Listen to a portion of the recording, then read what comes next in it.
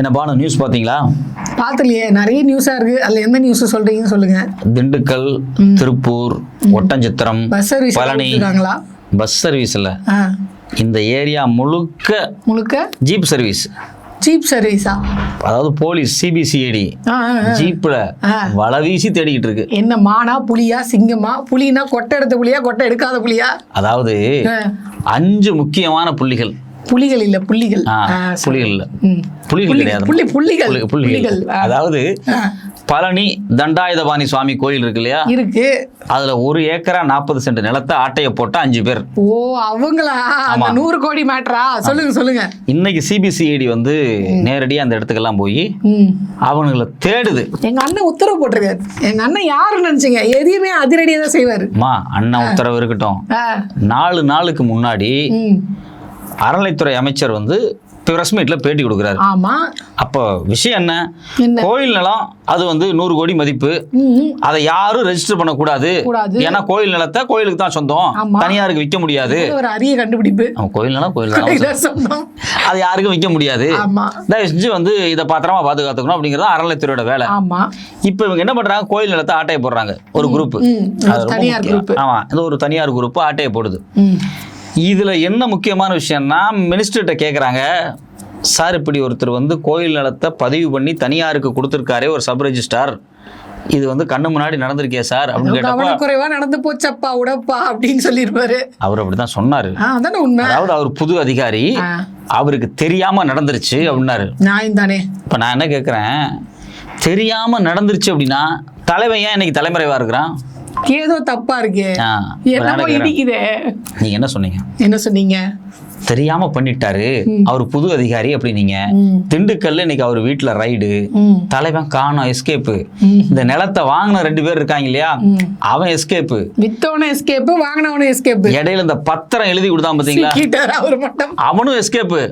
இல்லையே, ஏதோ கோர்ட்ல போய் கேட்டாங்க, பதவி நீக்கிறாங்கன்னு சொன்னாங்க, வீட்டை பூட்டிட்டு எஸ்கேப் ஆயிட்டான். அதுக்கு பிறகு அத்தனையும் பொய்யா கோபால்? அப்போ நான் என்ன கேக்குறேன், தெரியாம நடந்த விஷயத்துக்கு ஏன் எல்லாரும் ஏன் இவ்வளவு அப்ஸ்காண்டு? அதானே ரொம்ப வித்தியாசமா இருக்கு. ஏதோ இடிக்குது. இதுல இன்னொரு விஷயம், இன்னொரு மினிஸ்டர் இருக்காருல்ல, பத்திரப்பதிவுத்துறை அமைச்சர் லோகேஷ் அவர்கள், அவரு ஆமாங்க இதுல தப்பு நடந்திருக்குங்க அப்படின்னு போயிட்டாரு, ஒத்துக்கிறாரு. ஆமா, ரமேஷ் மாதிரி இல்ல.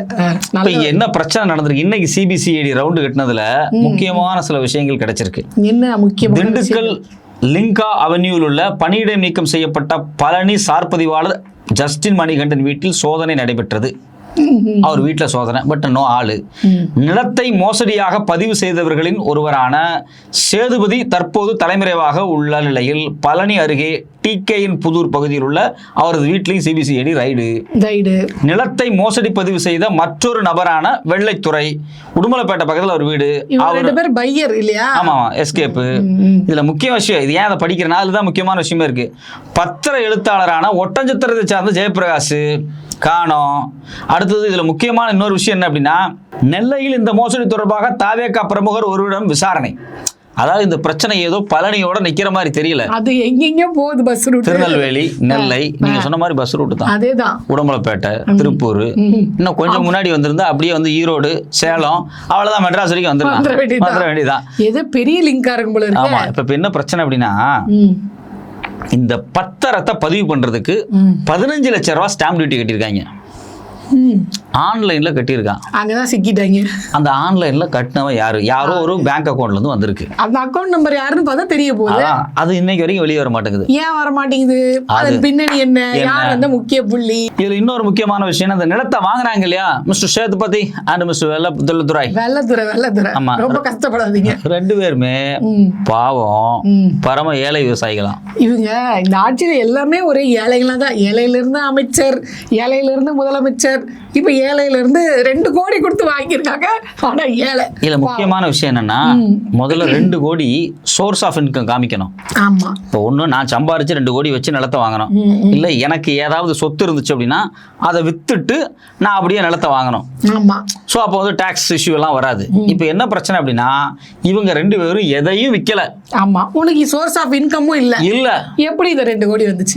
15 லட்சம் ஸ்டாம்ப் டியூட்டி கட்டினது யாருப்பா, அந்த பேங்க் அக்கௌண்ட் யாரு, அது வெளியே வந்துச்சுன்னா முக்கியமான ஆளு சிக்கிடுவாங்க, அந்த பினாமி நபர் மாட்டுவார். இதுதான் அறநிலையத்துறை அமைச்சர் வெளியே கொண்டு வரணும். ஆமா ஆமா அண்ணே, உங்க மேல அந்த பழியெல்லாம் தொடச்சு எடுத்துடலாம். டைடு பவுடர் போட்டு துவைச்ச மாதிரி பளிச்சுன்னு சுத்தமா என்ன, அந்த அக்கௌண்ட் நம்பர் மட்டும் யாருன்னு கண்டுபிடிங்கண்ணே. கண்டுபிடிச்சாரு. எனக்கு என்ன டவுட்னா, இப்போ அக்கௌண்ட் நம்பரை கண்டுபிடிக்கணும். ஆமா, இந்த 2 பேருக்கு பின்னாடி இருக்கக்கூடிய பினாமி யாரு, 2 கோடி ரூபாய் யாருக்கு பினாமி, இவங்க 2 பேருக்கு பின்னாடி யாருக்கு பினாமி, இந்த 2 கோடி ரூபாய் பணத்தை யாரு கொடுத்தது, இவங்களுக்கு எப்படி வந்தது, எப்ப கொடுத்தாங்க, எந்த ரூட் வழியா வந்துச்சு, இது எல்லாமே ஒரு கேள்வியா இருக்கு. எங்க அண்ணா அறநிலையத்துறை அமைச்சர் கண்டுபிடிச்சாருங்க. இல்ல அதாமா சொல்றேன், இதை எல்லாத்தையும் கண்டுபிடிக்கிறதுக்கு முன்னாடியே உங்க அண்ணன் என்ன சொல்றாரு பேட்டியில, என்ன சொன்னாரு, தவறு நடந்து விட்டது. ஆமா, தவறு நடந்ததுன்னு தான் சொல்ல முடியும். இது தவறு அல்ல, இது சதி. இது அப்படி சொல்ல முடியுமா? ஒரு அமைச்சர் இது திட்டமிட்ட சடினா அது நிர்வாக தோல்வி ஆயிடாதா? அதனால அவர் அப்படி பாலிசா சொல்றாரு. நான் என்ன கேக்குறேன், நமக்கு முருகன் ரொம்ப முக்கியம், முருகனுக்கு பழனி ரொம்ப முக்கியம், பழனிக்கு அந்த நிலம் ரொம்ப முக்கியம். அப்ப இவ்வளவு முக்கியமா இருக்கும்போது நீங்க கண்டிப்பா தீவிர விசாரணை நடத்தி ஆகணும், வேற வழியே கிடையாது. எனக்கு என்னன்னா, பழனி கோயில் அந்த பழனி மலையவே ஒருத்தவங்க கொடையிறதுக்கான வேலையில இருக்காங்க. அது என்ன ஆகுது தெரியல. அது டெல்லி டு பழனி, அது வேற ரூட். உங்களுக்கு எந்த வகையும் சலைச்சவங்க இல்லடா, நீ மலையை குறைச்சா நான் கார் பார்க்கிங் ஆட்டையை போட்டு விட்டேன். அவங்க என்ன பண்றாங்க, நான் கஷ்டப்பட்டு நீங்க மலையை காப்பாத்துக்க நாங்க ஓட்ட போட்டுறோம் அப்படின்னா பழனியில டெல்லியில கோட்டை. இங்க பிரச்சனை என்ன அப்படின்னா, சர்பதிவாளர் ஒரு நாள் அவரை விடுப்புல மாரிமுத்து ஜாயின்ட் கமிஷனரை ப்ரொமோஷன் கொடுத்து அந்த ஏரியா விட்டு தூக்கிடுறாங்க. மாரிமுத்து அவர் ஏற்கனவே மார்ச் மாசமே சொல்லியிருக்காரு, பத்திரப்பதிவுத்துறை கடிதம் போறாரு, ஒருத்தன் வருவான் பத்திரத்தை தூக்கிட்டு யார் வந்தாலும் நீங்க ரெஜிஸ்ட்ரேஷன் பண்ண கூடாதுன்னு சொல்லியிருக்காரு. அவர் ரொம்ப ஷார்ப்பா இருக்கிறாரு. வருவான், அவன் நைட்டோட நைட்டா வருவன், மழை பொழியும், வருவன் தூதுவன் வருவன், மழை பொழியும் அப்படின்ற மாதிரி ஒருவன் வருவன் பத்திரத்தோட வருவான். நீங்கள் ஏமாந்துறாதீங்க, போட்டுறாதீங்க அப்படின்னாரு. இவங்க என்ன பண்ணிட்டாங்க, கையெழுத்த போட்டுறாங்கன்னு சொல்றியா, ஒன்ன போடுறேன்னு சொல்லிட்டு ப்ரொமோஷனை போட்டு அவரை சென்னைக்கு அனுப்பிச்சிட்டு, சும்மா அனுப்பிச்சா கேள்வி கேட்பாங்க. ஆமா, அதனால ப்ரொமோஷனோட அனுப்பிச்சு. அடுத்தது சப் ரெஜிஸ்டர் இங்க இருந்தார் பாத்தீங்களா, அவரை நீ என்ன பண்ற, லீவுக்கு போய்க்கோ. அவரு மனசாட்சிக்கு பயந்தாரோ இல்ல கடவுளுக்கு பயந்தாரோ இல்ல இந்த ஆட்டத்துக்கு நான் வரல பையனை விட்டுருக்கேன்னு சொன்னாரோ என்னவோ, நீ இல்லன்னா 1000 ரெஜிஸ்டர் போப்பா, காசை கொடுத்தனோ கையில இல்ல வாயில தோசைன்ற மாதிரி அவர் அங்க இருந்து அனுப்பிச்சிட்டு லீவ்ல இப்ப வழக்கமா இப்ப பழனியில ஒரு விடுப்பு, பழனியில ஒரு சப் ரெஜிஸ்டர் இருக்காரு. அவர் லீவ் போட்டாருன்னா எங்க இருந்து கூப்பிடுவாங்க, பக்கத்துல ஓட்டஞ்சத்திரத்துல இருந்து கூப்பிடலாம், தாராவரத்துல இருந்து கூப்பிடலாம். நீங்க கொடைக்கானல் மலை ஏறுறீங்க, அது ஸ்பெஷல் பர்மிஷன், பழனி மலை டு கொடைக்கானல் மலை, மலைக்கு மலை தாவுகிறார். அங்க போய் ஒருத்தரை கூப்பிட்டு மலை குன்று இருக்கும் இடமெல்லாம் குமரன் இருக்கும் இடம், அந்த மாதிரி ஒரு குமரனுக்கு சம்பந்தமான ரெஜிஸ்ட்ரேஷன் அப்படின்றதுனால இன்னொரு குன்றுல இருந்து நாங்க கூப்பிட்டு அவரை கூப்பிட்டு ஜஸ்டினை வச்சு ரெஜிஸ்டர் பண்ணி வசமா மாட்டிட்டாங்க. பிரச்சனை எங்க தெரியுமா, அந்த ரெஜிஸ்டர் அன்னைக்கு அந்த ஆபீஸ்ல கூடிய முக்கியமான அதிகாரி எல்லாத்தையும் லீவ் போட சொல்லிட்டாங்களாம். பாவீங்களா, சும்மா பண்ணியிருந்தா கூட சிக்கி இருக்க மாட்டேன். திமுகவினுடைய சட்டப்பிரிவு துணைத் தலைவர் வெளிப்படையா கேட்டுக்காரு, why leave, what happened, total office leave close, why? இது சாதாரண டீலா, I am your best friend போட்டு கொடுக்காத 2 crores மா, I said just for 2 crores, just for 2 crores total office leave, total damage. நான் என்ன கேக்குறேன், நாங்க தீய சக்தியை வீழ்த்த வந்த தூய சக்தி அது இதுன்னு என்னென்னமோ உருட்டுனாங்க. நாங்க என்ன வேணாலும் உருட்டுவோம், உங்களையா நம்ப சொன்னது. கேள்வி கேட்கிற அதிகாரிக்கு ப்ரொமோஷன், பத்திரப்பதிவு பண்ண மாட்டேன்னு சொன்ன அதிகாரிக்கு லீவு கொடுத்து வீட்டுக்கு அனுப்பிச்சிட்டு மொத்த ஆபீஸையும் காலி பண்ணி ஒருத்தரை கொண்டு பத்திரப்பதிவு பண்ணி முருகனுக்கு மொட்டையை போட்டாச்சு. ஆமா, இங்க கேள்வி கேட்டா பத்திரிகையில தவறு நடந்து விட்டது, நீங்கள் விசாரணைக்கு செய்வோம். இதை விட டாப் நாட்ச் என்னன்னா, எவனாவது எனக்கு எதிராக போஸ்ட் போட்டாலே கைது, போஸ்ட் போட்டா கைது, பேசினா கூட கைதுன்றதுலாம் பழையது. ஃபேஸ்புக்கு வாட்ஸ்அப்பு இந்த மாதிரி எல்லையாவது போஸ்ட் போட்டாலே கைது, இது என்ன அநியாயமா இருக்கு. அதாவது ஆதவர்ஜுனா ஸ்டாலினை பார்த்து முட்டாள் முதலமைச்சர்னு பேசினாரு, அன்னைக்கு ஆதவர்ஜுனா கைது பண்ணி வழக்கு போட்டு, கரூர் விவகாரத்துல யார் வந்தவங்க போனாங்கன்னு எல்லாத்துக்கு மேலே வழக்கு போட்டுருக்கணும். இதுக்கு முன்னாடி திமுக அரசு அதெல்லாம் கோட்டை விட்டுருச்சு. இன்னைக்கு இவங்க எவ்வளவு ஷார்ப்பா இருக்காங்க பாரு, நீ ஃபேஸ்புக்ல போஸ்ட் போடுவியா, நீ உட்கார்ந்து பேசுவியா, நீ கேள்வி கேட்பியா, முருகனுக்காக நான் நிற்பேன், அது என் தாத்தன் சொத்து பாட்டன் சொத்து கொடுத்துட்டு போயிருக்கான், பார்ப்போம். முருகனுக்கு அதாவது கோயில் நிலம் நன்கொடையா கொடுக்கப்பட்ட நிலம் 100 கோடி அது மதிப்பு. எவனோ வருவானா, அவனுக்கு இவங்க கைமாத்தி விட்டு போயிடுவாங்களாம். கேட்டா தப்பு நடந்துருச்சு, சரி பண்ணிக்கிறோமா. அப்ப தப்பு நடந்துருச்சுல்ல, இன்னைக்கு ஏன்பா சிபிசிஐடி வச்சு என்கொயரி துலக்குறீங்க 3 நாளா? ஆமா, தப்பு நடந்திருக்கு, அதை கண்டுபிடிக்கிறோம். அப்புறம் எப்படி நீங்க இதையும் கேட்பீங்க? இவ்வளவு பெரிய தப்பு நடந்திருக்கு, இதை கண்டுபிடிச்சா அப்ப இதுக்குள்ள என்ன உள்குத்துன்னு கேட்பீங்க. தப்பு நடந்தா கண்டுபிடிக்கிறது சரி, ஓகே, ரைட்டுமா, நீ சொன்னது கரெக்ட். தப்பு நடந்துட்டு சொன்னாரு, கண்டுபிடிக்கிறோம். அப்புறம் வேற என்ன சொன்னாரு அவர் பிரஸ் மீட்ல? என்ன சொன்னாரு?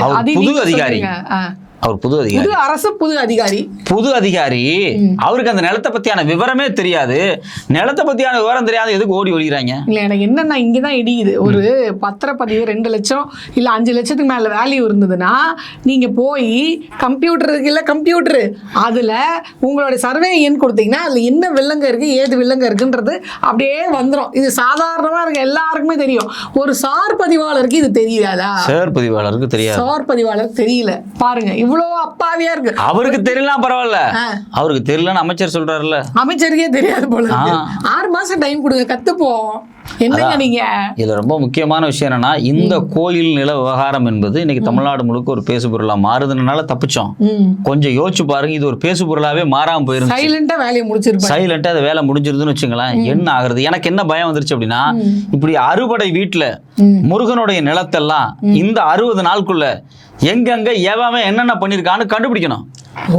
அதையும் நம்ம தாவேக்கா அரசு கேட்போம். இப்ப சிபிசிஐடி அனுப்புறீங்கல்ல, எங்களுக்கு சிபிசிஐடி மேல நம்பிக்கை இல்லப்பா. நான் சொல்றேன், ஏன் சொல்றேன்? சிபிஐ மேல, அதாவது இதே விஜய் அவர்கள் தான் சொன்னாங்க, தமிழ்நாடு காவல்துறை மேல எங்களுக்கு நம்பிக்கை இல்ல, சிபிஐ தான் விசாரிக்கணும் அப்படின்னீங்க. அதே மாதிரி நாங்க சொல்றோம், சிபிசிஐடி மேல எங்களுக்கு நம்பிக்கை இல்ல. அதுல ஒரு ட்விஸ்ட் இருக்கு. என்ன? கரூர் சம்பவத்தை விசாரிக்கலாம் அப்படின்னு ஒரு ஐபிஎஸ் அதிகாரி அஸ்ரா கார்க் அவர் தலைமையில மெட்ராஸ் நீதிமன்றம் ஒரு எஸ்ஐடி போடுது, அதாவது ஸ்பெஷல் இன்வெஸ்டிகேஷன் டீம் போட்டு விசாரிக்குது.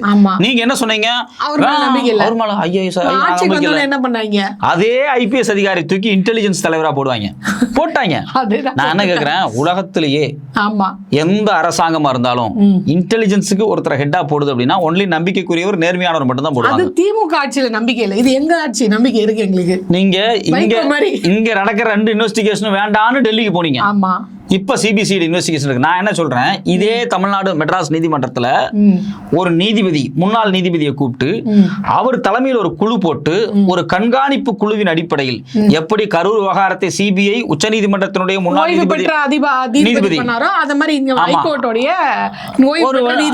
தலைமையில பண்ணணும், ஒரு இந்த விசாரணை நடத்தணும். ஆனா இதெல்லாம் உங்களுடைய நல்ல பேர் கெட்ட பேர் கொண்டு வராங்க பாத்தீங்களா, அதை ஒழிக்கிறதுக்கு தான் நாங்க சொல்றோம். அதுதான் சொல்றோம். ரமேஷ் சார், உங்க பேருக்கு கெட்ட பேர் வரக்கூடாது சார். நீங்க உடனடியா ஒரு ஓய்வு பெற்ற நீதிபதியோட தலைமையில இதுக்கு ஒரு அமைப்பு வச்சு, எஸ்ஐடி மாதிரி ஒரு அமைப்பு வச்சு விசாரிச்சு உண்மையை வெளியே கொண்டு வரணும். உங்க மேல இருக்க அந்த பழியை தொடர்ச்சி எடுக்கணும். பிரச்சனை எங்க அப்படின்னா, இது கண்டிப்பா அந்த துறையில் இருக்கக்கூடிய மேல்மட்டத்தில் இருக்கக்கூடிய அதிகாரிகள் செஞ்ச ஆட்டம் அது. ஏன்னா 2 டிபார்ட்மெண்ட் சம்பந்தப்பட்டிருக்கு. பத்திரப்பதிவு, அறநிலைத்துறை ஒண்ணு. கண்டிப்பா இதுல மினிஸ்டர்களுக்கு தெரிஞ்சுன்னு நம்ம சொல்லல, அவங்களுக்கு தெரிஞ்சிருக்கும், தெரியாம இருக்கும், ஒன்றும் தெரியாது, அது வேற கதை. ஆமா, ஆக்சுவலி டு பி ஃப்ராங்கா சொல்லணும்னா இவ்வளவு பெரிய ஃப்ராடை இவ்வளவு டைரக்டா யாரும் செய்ய மாட்டாங்க, ஏதோ பெரிய புள்ளி பின்னாடியே செய்ய மாட்டாங்க. இது முழுக்க அதிகாரிகள், ரியல் எஸ்டேட் இவங்க சம்பந்தப்பட்ட விஷயம். அதனாலதான் நாங்க திரும்ப என்ன சொல்றோம்னா, இந்த கோயில் விவகாரத்தை கண்டுபிடிச்சாச்சு, வெளியே தெரிஞ்சிருச்சு. இந்த குரூப் எல்லா இடத்துலயும் போய் வேலை பார்க்கும். அறநிலைத்துறை அமைச்சர் இதுக்கு ஒரு ஸ்பெஷல் குழுவை போட்டு விசாரிச்சு இந்த ரூட்டை கண்டுபிடிச்சா மட்டும்தான் அவர் பேர் பாதுகாக்கப்படும், விஜய் என்ன பேர் பாதுகாக்கப்படும். உண்மைதான் நம்ம சொல்றது. ஏன்னா இல்லைன்னு வச்சுங்களேன், இவன் இன்னைக்கு இந்த கோயிலுக்கு வந்தவன் இது பெரிய கோயிலுங்கிறதுனால மாட்டிக்கிட்டான். சின்ன முருகன் கோயில் இருக்கு. இப்போ எங்க ஊர் பக்கத்துல ஒரு முருகன் கோயில் இருக்கு, சிவன்மலையில மேல ஒரு பெரிய முருகன் கோயில் இருக்கு, அதுக்கு சொந்தமான நிலம் இருக்கு. இப்ப அது அறநிலைத்துறை கீழே வருது. இப்ப அங்க இப்படி ஒரு 2 ஏக்கரா தூக்குனாங்கன்னு வச்சுக்கலாங்களா, ஒரு ஏக்கராங்கிறது 2 கோடி 3 கோடி வரும், 2 ஏக்கரா 6 கோடின்னு வச்சுங்களேன். இதை தூக்கிட்டாங்க அப்படின்னா தெரியாது. ஸோ அப்போ என்ன நடக்குது, இந்த ரியல் எஸ்டேட்டும் உள்ள இருக்கக்கூடிய அதிகாரிகளும் சேர்ந்து இந்த வேலையை பார்த்துருக்குறாங்க. நீங்க புதுசா அமைச்சரா இருக்கீங்க, நீங்க தயவு செஞ்சு எந்த அதிகாரியும் நம்பாதீங்க, எந்த அதிகாரிக்கும் சப்போர்ட் பண்ணாதீங்க. அவங்க கொண்டு வந்து அடுத்த நிக்க வச்சு போயிடுவாங்க. அதனால கண்டிப்பாக இதுக்கு பின்னாடி ஒரு ரியல் எஸ்டேட் குரூப்பும் இதுக்கு பின்னாடி ஒரு அதிகாரிகள் குரூப்பும் இருக்கு. அதை நீங்க ஒரு நீதிமன்ற விசாரணை கொண்டு வந்து இதை மொத்தத்தையும் ஸ்டடி பண்ணீங்கன்னா தான் பாதுகாக்க முடியும். குறிப்பாக எந்தெந்த கோயில் நிலங்கள்லாம் இப்ப பார்க்கிங்கா இருக்கு, கோயில் பார்க்கிங்னாலே டிவிக்கு கட்சிக்கு ஆகாது. ஆமா, அது ஏற்கனவே அவர் வேற சேகர் பாபு போய் எப்படி நீங்க பார்க்கிங் 50 கோடி 15 கோடி 15 கோடி எடுத்து நீங்க வந்து எப்படி நீங்க பார்க்கிங் கட்டலாம். அது இங்க வர பார்க்கிங் பிரச்சனை பெரிய பிரச்சனை. பார்க்கிங்னாவே வந்து ஒரு பெரிய பிரச்சனை தான். முருகர் கோயில்ல போனீங்கன்னா நடைப்பயணமா தான் போகணும், கார்ல போக கூடாது. பார்க்கிங் பிரச்சனை. முக்கியமான விஷயம் என்னன்னா, இந்த விஷயத்தை இவங்க சீரியஸா எடுத்து விசாரணை பண்ணல அப்படின்னா அறநிலைத்துறை ஒரு துறையாலேயே இந்த ஆட்சிக்கு ஒரு மிகப்பெரிய பின்னடைவு ஏற்படும். அவ பேர் வந்துடும். அதெல்லாம் உண்மைதான். ஏன் அப்படின்னா அங்கங்க கோயில் நிலத்தை ஆட்டையை போடுறதுக்கு ஓனாய் மாதிரி சுத்திக்கிட்டு இருக்காங்க. போன ஆட்சியில தான் கஷ்டப்பட்டு மீட் எடுத்தாங்க. ஆமா, போன ஆட்சியில இல்ல பானு, போன ஆட்சியில அவ்வளவு நிலங்களை மீட் எடுத்து கொண்டு வந்து கோயில் சொத்துல ஆட் பண்ணிருக்காங்க. ஆமா, இது எல்லாத்தையும் திருப்பி எடுக்கணும்னு இப்ப ரெடியா இருப்பாங்க. ஆமா, நீங்க வேற அனுபவம் இல்லாத ஆளு, ஈஸியா ஏமாத்திடலாம் அப்படின்ட்டு உங்களை ஏமாத்திடுவாங்க. யார் ஏமாத்துவாங்க? அதிகாரிகளும் இந்த ரியல் எஸ்டேட் ஆட்களும். அது ரொம்ப கவனமா இருக்கணும். அமைச்சர்கள் ஏமாத்த மாட்டாங்க. அமைச்சர்கள் இது வரைக்கும் ஏமாத்தின மாதிரி எந்த செய்தியும் வரல. அவங்ககிட்ட ஆதாரம் இல்லாம பேசக்கூடாது. அதனால இவங்க எல்லாம் உங்களை ஏமாத்தி இது வரைக்கும் எந்த செய்தியும் வரல. அதுதான் சொல்றேன். அப்படி வந்துச்சு அப்படின்னா உங்களை ஏமாத்திடுவாங்க, சூதானமா இருந்துக்கோங்க அப்படின்னு சொல்றேன். தப்பு ஒண்ணு சொல்ல. அதான், அதனால வந்து தயவு செஞ்சு சொல்றேன், இந்த கோயில் நிலத்தை பாதுகாக்க வேண்டும். கோயில் நிலம், குறிப்பாக முருகன் கோயில் அப்படிங்கிறது வந்து ஒரு விதமான தமிழர்களுடைய ஒரு சென்சிட்டிவான ஒரு சென்டிமெண்ட். அது நீங்களே வந்து முருகன் சாமியெல்லாம் கும்பிடுவீங்க. ரொம்ப ரொம்ப முக்கியமான ஒரு சென்சிட்டிவான விஷயம் இது. எல்லாருமே தமிழ்நாட்டில் பெரும்பாலும் முருகனை வந்து ஒரு வீட்டில் வந்து ஒரு கடவுள் அப்படிங்கிறத தாண்டி ஒரு முன்னவன் அப்படிங்கிற போக்கு வந்து இருந்துட்டே இருக்கு. முருகன் குறித்து தெலுங்குல வேற ஒரு படம் எடுக்கிறாங்க. அது வேற பெரிய சர்ச்சையா இருக்கு. தமிழ்ல வெற்றிமாறன் எடுக்கிறார், தமிழ் முருகன் எடுக்கிறாரு. அது ரொம்ப முக்கியமானது. தெலுங்கு முருகரா இல்ல, அவர் வட இந்தியா ஆரிய முருகன், இது தமிழர் முருகன். ஸோ அதனால வந்து முருகன் விவகாரத்தில் அலாட்டா இருக்கணும். இல்லைன்னா முருகருக்கு தமிழ்நாட்டில் ஒரு பேர் இருக்கு, அவர் பின்னாடி ஒரு கூட்டம் இருக்குன்னு தெரிஞ்சுட்டு முருகனை வச்சு என்னென்ன அரசியல் செய்ய முடியுமோ அதெல்லாம் செய்றீங்க. திருப்பரங்குன்றத்துல இருந்து இது வரைக்கும் திருப்பரங்குன்ற பிரச்சனையா இருந்து அடுத்து பழனி பிரச்சனை. முருகர் நானே யாருமே வேணாம் தாண்டா ஆண்டியா வந்து இங்கே உட்காந்தேன், என்னைய போட்டு ஏன்டா உயிர் எடுக்கிறீங்க அப்படின்ற மாதிரி முருகர் ஓடாம இருந்தா சரி. முருகர் பாப்பாரு, நாம ரொம்ப கேர்ஃபுல்லா இருக்கணும் போல இருக்கு. எனக்கு வடிவேலு ஒரு படத்துல வருவார்ல, தங்கம் இல்லையா தகரமாடா அப்படின்னு, அந்த மாதிரி இப்ப இது ஏன் பார்க்கிங் இல்லையா, நீங்க ஆட்டையை போட்டிட்டீங்களா அப்படின்ற மாதிரி தான் முருகரே கதறிப்பாரு. பயப்படாதீங்க லார்ட் முருகா, ஜஸ்டிஸ் வந்து உங்களுக்கு ஜஸ்டிஸ் வாங்கி கொடுத்துட்டாங்க. அந்த நீதிபதியை கேட்டாரு, ஏப்பா இதெல்லாம் பார்த்தா தப்பு செய்யற மாதிரியா இருக்கு, செட்டிங் போட்ட மாதிரி இருக்கு. உண்மையிலே அவர் அதான் தப்பு செய்யற மாதிரி இல்லையே. ஆமா, it is not a mistake. இது வந்து ஃப்ராடு. சரி, இது மிஸ்டேக் கிடையாது, இது தவறு அல்ல, இது ஃப்ராடு. இது பின்னாடி பெரிய செட்டிங்கே இருக்கு. அந்த செட்டிங்கை வந்து நீதிமன்றத்துல வெளுத்து விட்டார் அவரு. அதெல்லாம் பொறுத்திருந்து பார்ப்போம். இந்த நிலம் மட்டும் கிடையாது, போன ஆட்சியில் எந்தெந்த நிலமெல்லாம் மீட்கப்பட்டதோ அந்த நிலமெல்லாம் இன்னும் எவ்வளவு காலம் பத்திரமாக இருக்குதுன்னு பார்ப்போம். எனக்கு தெரிஞ்சு திமுக சர்வே எடுத்து வச்சுக்கிறது நல்லது. போன ஆட்சியில நீங்க எவ்வளவு கோயில் நிலங்களை வந்து மீட் எடுத்தீங்கன்னு வச்சுக்கோங்க. 5 வருஷம் கழிச்சு அதையும் இதையும் கம்பேர் பண்ணி பார்த்தா எவ்வளவு இருக்கு எவ்வளவு போச்சுன்னு சொல்லிடுவாங்க. பார்ப்போம். முருகா, நீ தான் இதுக்கெல்லாம் ஒரு இது பண்ணணும். பொறுத்திருந்து பார்ப்போம் முருகர் எப்படி நடவடிக்கை எடுக்கிறாருன்னு.